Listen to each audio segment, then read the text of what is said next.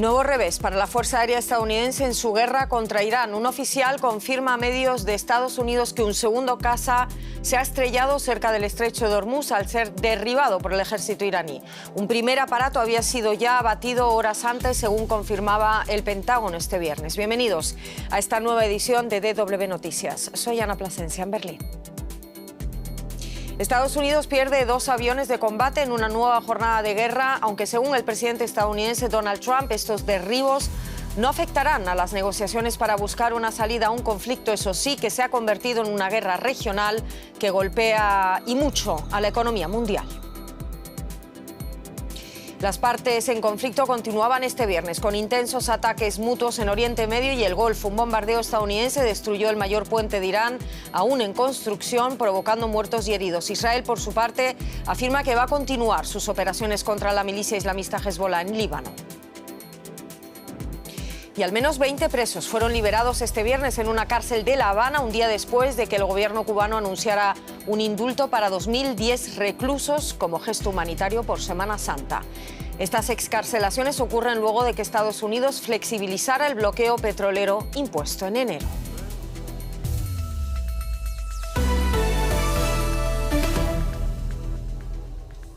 Un segundo avión de combate estadounidense ha sido derribado en el Golfo Pérsico, según informaron funcionarios estadounidenses. Fuentes del New York Times decían que su único pasajero se encuentra bien y está bajo custodia estadounidense. El hecho ocurre justo después de que Irán hubiese derribado un caza F-15 cuyo piloto pudo ser rescatado, aunque se sigue buscando a un segundo tripulante. Teherán ha ofrecido una recompensa por el aviador desaparecido. Es la primera vez que Estados Unidos pierde cazas en territorio iraní desde el inicio de la guerra hace 5 semanas.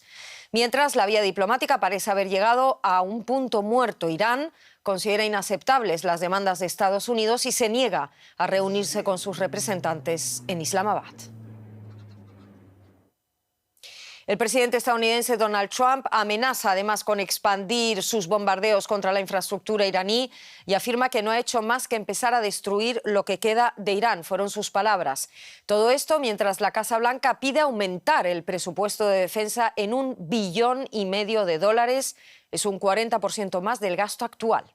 Las amenazas de Trump llegan después de que Washington haya volado un puente clave en Irán y 2 de las mayores fábricas de acero del país. Teherán anuncia represalias y asegura que atacará instalaciones hídricas y energéticas en el Golfo. Los expertos en derecho internacional advierten que los ataques contra infraestructuras civiles pueden constituir un crimen de guerra. Estados Unidos bombardea un puente clave en Irán que conecta la ciudad de Karaj con la capital, Teherán. Estaba en construcción, era el mayor del país y uno de los más altos de Oriente Medio. Debía inaugurarse este año. Se supone que las infraestructuras civiles están protegidas por el derecho internacional. Tras el bombardeo, el presidente estadounidense Donald Trump exigió a Irán que acepte un acuerdo antes de que sea demasiado tarde y advirtió que no habían hecho más que empezar. En su red social Truth, Trump dijo: «Nuestro ejército, el mayor y más poderoso con creces del mundo, ni siquiera ha empezado a destruir lo que queda de Irán. Lo siguiente van a ser los puentes, después las centrales eléctricas. La cúpula del nuevo régimen sabe lo que hay que hacer y hay que hacerlo rápido». En una entrevista con Al Jazeera, el ministro de Exteriores iraní rechazó los llamados de Trump a una tregua. «Nuestras condiciones para poner fin a la guerra están completamente claras. No aceptamos un alto el fuego, sino que buscamos el fin total de la guerra, no solo en Irán, sino en toda la región, y la concesión de amplias garantías de que tales agresiones no se volverán a repetir». La Cruz Roja iraní difundió este video que muestra supuestamente la devastación provocada por un bombardeo estadounidense-israelí a un almacén. La organización asegura que se han dañado más de 300 instalaciones en la guerra. Las instalaciones médicas también están protegidas por el derecho internacional. A medida que los ataques se intensifican por ambas partes, Naciones Unidas advierte de que la guerra podría engullir en breve todo Oriente Medio. Nueva ola de ataques entre las partes lo vemos en varios países de Oriente Medio y el Golfo. Hablamos en Doha con el analista político Luciano Sacarà. Luciano, Teherán derriba un caza estadounidense, Estados Unidos destruye la mayor infraestructura en construcción de Irán, ese puente, mientras Teherán y Hezbollah responden con cohetes contra Israel, que también ataca. ¿Qué nos dice toda esta dinámica sobre el nivel de escalada en la región? Bueno, lo que nos dice es que lo que se había dicho hace un par de días, que la guerra estaba terminando o que la guerra había terminado, como dijo en su propio discurso Trump, está muy lejos de ser verdad. Vemos que no solo no ha disminuido la tensión, sino que incluso ha escalado hasta que Estados Unidos está empezando a atacar conscientemente y declaradamente infraestructuras civiles, a lo cual evidentemente Irán responde como ha venido respondiendo hasta ahora, que va a seguir atacando infraestructuras civiles en todos los países que ellos consideren que están colaborando con esta guerra. Por lo tanto, estamos en una situación mucho más volátil que anteriormente, porque ya no hay líneas rojas que queden por cruzar, más allá de estas ataques directos a instalaciones civiles que ya se han empezado, y es muy difícil prever que esto en un muy corto plazo, como se viene diciendo de Estados Unidos, en 2 o 3 semanas se pueda paralizar. También hemos estado comentando, Luciano, esa capacidad real de Teherán de sostener un conflicto de esta intensidad como lo está haciendo. ¿Hasta qué punto resulta factible que la guerra se termine? Ya lo estás comentando un poco en tu primera respuesta, en pocas semanas, tal y como anunciaba Donald Trump hace nada. Bueno, yo creo que la capacidad de respuesta iraní está quedando demostrada mucho más que antes. Está llegando Irán a Israel, a lugares donde antes no podía haber llegado, ya sea porque las defensas están no siendo tan efectivas como en un primer momento, o porque Irán está utilizando determinadas tácticas o determinados materiales que antes no estaba usando, pero lo cierto es que está ocasionando más daño de que se podía haber previsto. Incluso ha derribado por primera vez un avión reconocido por parte de Estados Unidos. O sea que no estamos en una situación en la que Irán pueda decir que está perdiendo o que no está imponiendo un costo más grande de lo que Estados Unidos hubiera esperado en un primer momento. Por lo tanto, para Irán en este momento acceder a un alto el fuego estaría fuera de lugar, porque está en una mejor posición que Estados Unidos, que es el que está exigiendo o pidiendo que otros lo ayuden para abrir el estrecho de Hormuz. Y para, en definitiva, que lo ayuden a terminar la guerra que Estados Unidos e Israel comenzaron. Creo que la capacidad de Irán, más allá de que sepa que no puede ganar una guerra, sí está demostrando que el costo que está imponiendo el resto de los países es mucho más alto de lo que se podría haber pensado desde un primer momento. Kuwait, Luciano, uno de los países que vuelve a quedar atrapado en ese fuego cruzado, con una refinería incendiada y daños en una planta de agua. ¿Qué impacto puede tener todo esto en la seguridad energética y en la estabilidad de todo el Golfo?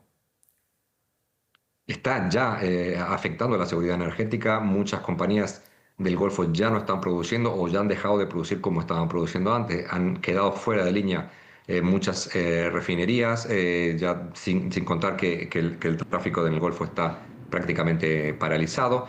Por lo tanto, esto ya se está sintiendo no solo en el mundo entero, que son los consumidores del petróleo y el gas que viene de aquí, sino en las economías de estos países, que están teniendo unas pérdidas muy grandes, y que la destrucción de sus refinerías en parte va a generar costos adicionales de reconstrucción para los próximos años, para los 5 o 10 próximos años, que van a hacer que estas economías también se vean, digamos, mucho más afectadas en los planes de largo plazo, en los planes quinquenales, en los planes de industrialización, de sustitución de importaciones o de nacionalización de mano de obra, por supuesto.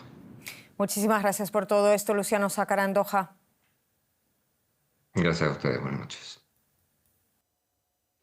Por su parte, Israel destruyó hoy un puente en el este del Líbano después de que su ejército advirtiera que atacaría 2 puentes para impedir el traslado a la zona de refuerzos de Hezbollah, organización considerada terrorista por varios países. También informó que desde el inicio de la guerra 10 soldados israelíes han muerto y más de 300 han resultado heridos en los combates con la milicia chiita Hezbollah.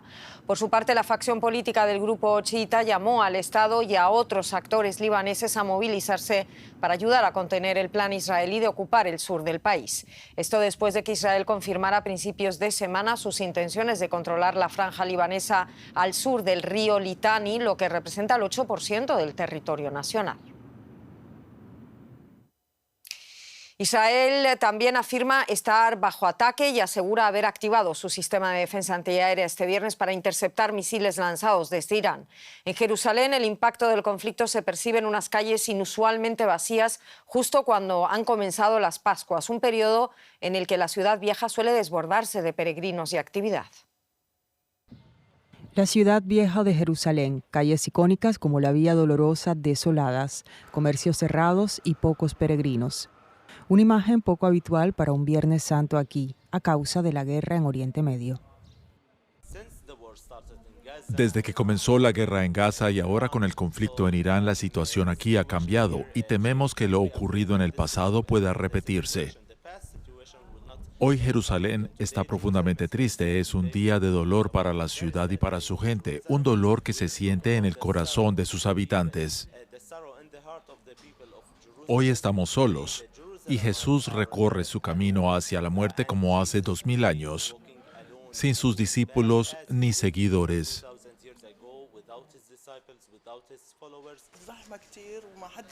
Suele estar tan lleno que cuesta caminar por todas partes, aquí, cerca de la iglesia del Santo Sepulcro y en todo Jerusalén. Pero ahora está vacío, no hay nadie. Este Viernes Santo se celebra en medio de los ataques en los diferentes frentes. Teherán advirtió este viernes de ataques más devastadores que nunca tras el bombardeo del puente de Al-Borz. Y tras un mes después del inicio de una nueva guerra contra Hezbollah, el ejército israelí ha comenzado a ocupar y desalojar poblaciones del sur del Líbano, casi un cuarto de siglo después de su retirada. Mientras, el presidente de Estados Unidos, Donald Trump, ha amenazado con intensificar el conflicto atacando instalaciones energéticas en el Golfo. Hoy el Santo Sepulcro y el Muro de los Lamentos se pueden visitar sin las largas filas habituales, pero, según los residentes en Jerusalén, esta guerra ha generado miedo entre la población y ha disuadido a muchos de acudir este año. Esperamos que el próximo año sea mejor y que con el milagro de la Semana Santa tengamos paz, porque si hay paz en Jerusalén, habrá paz en todo el mundo. Y deseo que el próximo año todos puedan venir aquí y vivir este día tan especial, el Viernes Santo. El Papa León XIV instó a los líderes del mundo a retomar el diálogo para poner fin a las guerras en el marco de la Semana Santa. 5 semanas después del estallido del conflicto entre Estados Unidos, Israel e Irán, sus repercusiones se sienten incluso en los ritos y lugares religiosos históricos de la llamada Ciudad Santa. A pesar de la escasez de turistas, la vigilancia policial es intensa, manteniendo la ciudad en un estado de alerta constante con sirenas y advertencias permanentes. Nos ocupamos de la guerra en Ucrania. Su presidente Volodymyr Zelensky denunció una nueva escalada rusa tras la muerte de 14 personas en una serie de ataques lanzados a plena luz del día en varias regiones del país. Según informaba el ministro de Exteriores, Rusia disparó cerca de 500 drones y misiles de crucero a lo largo de la jornada, un cambio notable frente a los ataques nocturnos habituales. Una ofensiva que comenzó el viernes por la mañana mientras Zelensky mantenía una conversación telefónica con el Papa León XIV. Los equipos de rescate se apresuran a salvar a los animales de una clínica veterinaria. El edificio, situado en la región de Kiev, fue alcanzado a plena luz del día, causando la muerte de unos 20 animales. Es solo uno de los muchos ataques en toda Ucrania en los últimos días. Kharkiv, a solo 40 kilómetros de la frontera rusa, fue de nuevo uno de los principales objetivos. Los bombardeos continúan por segundo día consecutivo. Ayer resultaron heridas 27 personas. Hoy los ataques en esta zona dejaron a 6 personas heridas y una falleció en el hospital.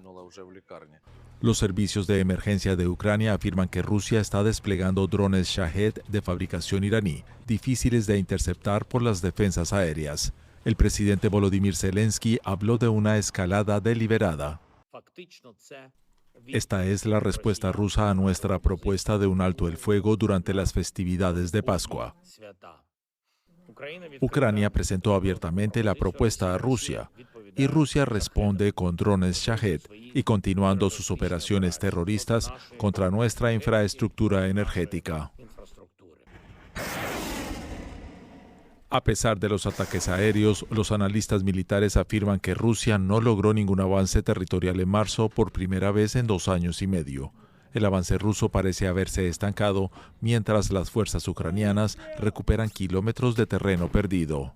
Ucrania también está enviando sus propios drones, muchos kilómetros hacia el interior de las líneas enemigas.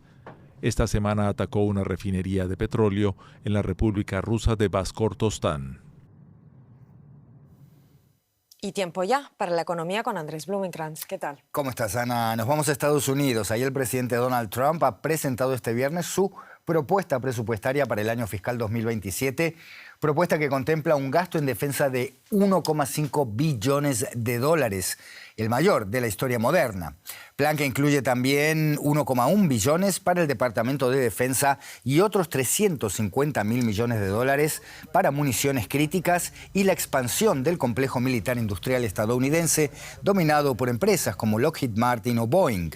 La propuesta de la Casa Blanca plantea además un recorte del 10% en el gasto no militar hasta unos 660 mil millones de dólares en el año próximo, con reducciones adicionales en años posteriores. Son ajustes que afectarían áreas como educación y recortarían a la mitad el presupuesto de agencias como la de protección ambiental. Y siguiendo de cerca la negociación del presupuesto estadounidense está nuestra colega Ana Nieto en Nueva York. Ana, gasto histórico en defensa y rebajas, recortes para todo el resto del aparato estatal. ¿Cuál es el detalle de la propuesta de Trump para distribuir el gasto federal? Sí, el gasto en defensa iría destinado a subir los sueldos a las tropas, el sistema de defensa de misiles Golden Dome, la compra de armas y municiones que se están consumiendo en parte en esta guerra que ahora mismo se está librando con Irán, junto con Israel en Irán. Y casi 66.000 millones de dólares se van también a destinar a construir barcos de guerra. El resto del presupuesto, como dices, incluye recortes del 10%. Para algunas agencias son un shock para su funcionamiento. Es el caso de la agencia tributaria, de la agencia medioambiental e incluso de las contribuciones que hace Estados Unidos a agencias internacionales como la ONU, cuyo presupuesto se va a rebajar en 2.700 millones de esta contribución. Hay otras agencias como la FEMA que también han recortado su presupuesto para responder a fuegos u otros desastres naturales. Pero hay programas de salud, de educación, de financiación, de vivienda y en general que ayudan a minorías y a personas de bajos recursos que directamente se eliminan. La NASA, con su programa Artemis ya en órbita, sufre un recorte del 23% que se centra sobre todo en su rama de investigación. Su presupuesto total se queda en 18.800 millones de dólares. Y Trump, para compensar algo, para comparar algo, Trump se reserva el equivalente del 53% de ese dinero, unos 10.000 millones de dólares, para embellecer la ciudad de Washington, D.C. O sea que en el caso de la NASA ni siquiera llegando literalmente a la Luna se está a salvo de los recortes. ¿Cuáles son las previsiones económicas contempladas, previstas que hay detrás de este proyecto presupuestario, Ana? Pues quienes han calculado las proyecciones económicas son bastante optimistas. La propuesta presupuestaria parte de la base de que la economía va a crecer a un ritmo del 3,5% este año para quedar en el 3,1% en los siguientes. 2025 cerró con un crecimiento significativamente menor, un 2,1%, y los economistas, por ejemplo, de la Oficina Presupuestaria del Congreso apuntan a que el crecimiento va a rondar el 2%. El Gobierno también cuenta con una caída de la inflación que hoy, y dados los precios de la energía, parece complicado que se llegue, y también una fuerte caída en los rendimientos de bonos, que ahora mismo no es lo que está ocurriendo. Ana Nieto de Nueva York, gracias por estas informaciones. Buen fin de semana. Igualmente.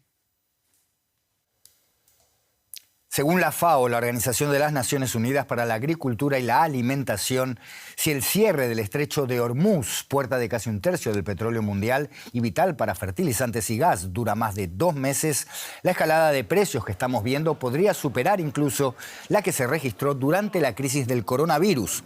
El índice de precios internacionales de los alimentos que elabora la FAO sigue la evolución de una cesta de productos que se encareció en un 2,4% en solo un mes y un 1% en comparación con marzo del año pasado. En apenas un mes de conflicto, los fertilizantes aumentaron además hasta un 50%. Si esta tendencia continúa, grandes productores de alimentos como Brasil, Estados Unidos o Argentina verán impactadas también la siembra y la producción. En plena crisis energética por la guerra de Irán y el cierre del estrecho de Hormuz, Italia ha ampliado este viernes la reducción de impuestos para la gasolina y el diésel. Lo va a hacer hasta el 1 de mayo, con un costo para el Estado de 500 millones de euros. Medida que incluye un apoyo para la agricultura y la pesca y busca amortiguar la escalada de precios que llega ya al 5% para la gasolina y el 19% para el diésel en Italia. Al mismo tiempo, la primera ministra ultraderechista Giorgia Meloni viajó sorpresivamente al Golfo Pérsico para reforzar la seguridad energética de su país, específicamente asegurar el suministro de petróleo y gas del Golfo Pérsico después de diversificar importaciones. Tenemos más información en Deutsche Welle, Ana Plasencia. Más de 20 detenidos salieron de la cárcel La Lima, en el este de La Habana. El régimen comunista había anunciado horas antes que liberará a 2010 prisioneros como gesto humanitario ante la Semana Santa. Es la segunda excarcelación que La Habana anuncia en menos de un mes, en medio de la creciente presión estadounidense. Los hechos se producen poco después de que la administración Trump permitiera a un petrolero ruso entregar crudo a la isla, que sufre una profunda crisis energética debido al bloqueo al petróleo que Washington impone a Cuba. Los primeros presos excarcelados por el gobierno cubano comienzan a abandonar las cárceles horas después de que se anunciara el indulto a más de 2.000 detenidos como gesto humanitario por Semana Santa. Con esos baterías en la mano. Sí, claro, es una bendición muy grande. Ya, el indulto este vino muy bien para un bulto de recluso. Es la segunda medida de este tipo en menos de un mes en medio de la presión de Estados Unidos. De la cárcel La Lima, en el este de La Habana, salieron en la mañana más de 20 detenidos. Muy feliz, muy contento porque esto fue una oportunidad que solamente se la dan en la vida, ¿me entiendes? Y gracias a todo el comportamiento mío, ¿me entiendes? Muchas cosas, uno ha sufrido demasiado, ¿me entiendes? Las madres uno sufren demasiado, vienen a uno de estos lugares. Y bueno, lo único que me queda es poder hacer las cosas bien, ¿me entiendes? Y hacer una persona mejor e integrarme a la sociedad. El gobierno cubano no dio los nombres de las personas excarceladas ni especificó los delitos que abarca el indulto, aunque sí informó que delincuentes sexuales y reincidentes no son candidatos. Hoy voy de sorpresa. Wow. Ya, gracias por esta oportunidad que nos dieron. Y ya, que sigan dándole a los demás que quedan allá adentro que le hacen falta. Que muchos están ahí, ya tú sabes, ya casi el término y todavía no lo han soltado. Hace falta que esto siga. El Grupo de Defensa de los Derechos Humanos 11J cuestionó que se haya excluido a personas sancionadas por los llamados delitos contra la autoridad, que habrían sido instrumentalizados para criminalizar a opositores. Según esta ONG, Cuba tiene 775 personas detenidas por razones políticas. Estados Unidos dijo estar al tanto del proceso de excarcelaciones iniciado este viernes y reclamó a La Habana la liberación inmediata de los cientos de personas que permanecen injustamente detenidas, según un portavoz del Departamento de Estado. Gracias por todo. Costa Rica, uno de los principales aliados de Estados Unidos en Centroamérica, autoriza recibir hasta 25 personas por semana expulsadas por la administración Trump. El presidente saliente, Rodrigo Chávez, suscribió un convenio no vinculante después de que el país centroamericano recibiera el año pasado a unos 200 deportados de terceros países como Afganistán e Irán, algunos de ellos perseguidos en sus países de origen. Aún no hay detalles sobre cómo se concretarán las nuevas deportaciones. Hace un año Talib huyó de su país, Turquía, por amenazas de la mafia. Se está adaptando a Costa Rica como puede. Español hablar es difícil. Yo trabajo en Costa Rica chofer. Talib llegó primero a Estados Unidos, pero fue detenido y deportado a Costa Rica a inicios de 2025, como otros 200 migrantes de terceros países expulsados por la administración de Donald Trump. Sin hablar inglés ni español, comenzó a ganarse la vida como conductor de transporte privado mientras sus hijas regresaron a Turquía. Como no sabía el idioma, no pude encontrar trabajo. Y como no pude encontrar trabajo, realmente empecé a tener muchas dificultades. Pero ahora estoy empezando poco a poco a aprender, pero como hay una diferencia cultural, aprender toma un poco de tiempo. La historia de Talib podría repetirse. En marzo de 2026, Costa Rica acordó recibir hasta 25 deportados semanales desde Estados Unidos. Se desconoce en qué condiciones ni en qué instalaciones serán alojados. El presidente saliente de Costa Rica, Rodrigo Chávez, firmó el acuerdo junto a Kristi Noem, que visitó el país como enviada especial de Trump para la Coalición de las Américas contra el narcotráfico. El Ejecutivo asegura que Estados Unidos cubrirá los costos a través de la Organización Internacional para las Migraciones, OIM. El OIM es una organización que va a ser financiada por los Estados Unidos para darle toda la atención a las personas mientras están en Costa Rica y deciden retornar a sus países. Desde la traducción, atención médica, acompañamiento psicológico si fuera necesario, hospedaje, alimentación, educación, apoyo. Los deportados tendrán condición migratoria temporal con 3 alternativas: volver a su país de origen, salir de Costa Rica o solicitar refugio en suelo tico. Son núcleos familiares. Segundo, que no van a tener ninguna situación con la ley, con la justicia, que no van a ser partícipes de organizaciones criminales y demás, lo que asegura que sean personas sanas como cualquier costarricense. Pero muchos de los deportados provienen de África, Europa Oriental y Asia y enfrentan persecución política o inseguridad en sus países de origen.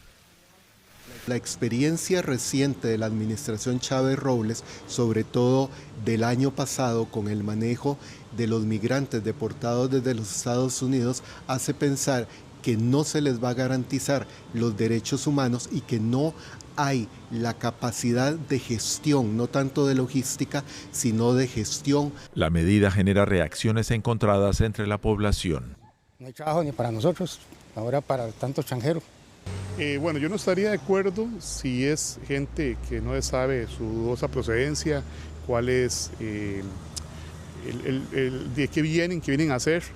Y sí estaría de acuerdo si es un tema de ayuda humanitaria, de ayudarles para que encuentren un seguro paso a su país de vuelta. El año pasado, los 200 migrantes deportados por Trump a Costa Rica esperaron meses en albergues colectivos. Hace un año, de los 200 deportados, 110 regresaron a sus países, 56 salieron de Costa Rica con rumbo desconocido y 34 pidieron refugio. Con eso terminamos. En nombre de todo el equipo, gracias por estar ahí y feliz fin de semana.